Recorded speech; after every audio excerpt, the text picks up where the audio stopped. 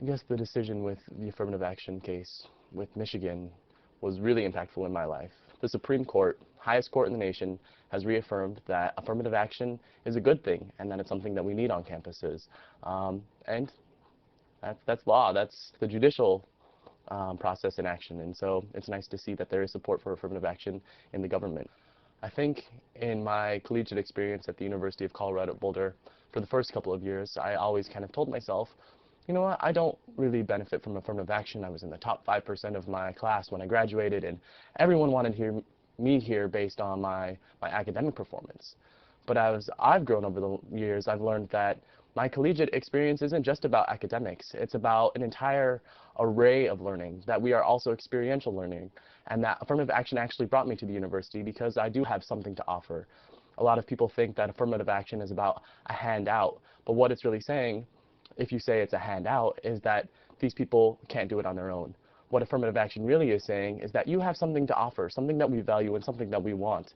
And someone saw that in me during my application process. Someone saw that in me when I identified myself the way I identify myself. And they said, we want you here because you can help other students learn experientially. You can bring something else to this table. You can talk about living in an immigrant community when you were little, but also being a non-immigrant. You can talk about being a queer student. You can talk about being a working class student. You can talk about being a first-generation college student, even though my family is huge and extensive.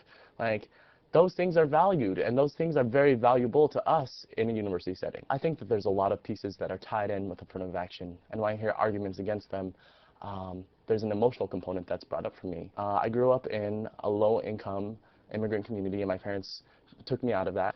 None of my family has ever completed college. A lot of them haven't even completed high school, and for me to be there, I know it's an honor and it's a privilege and it's something that my family has literally broken their backs for.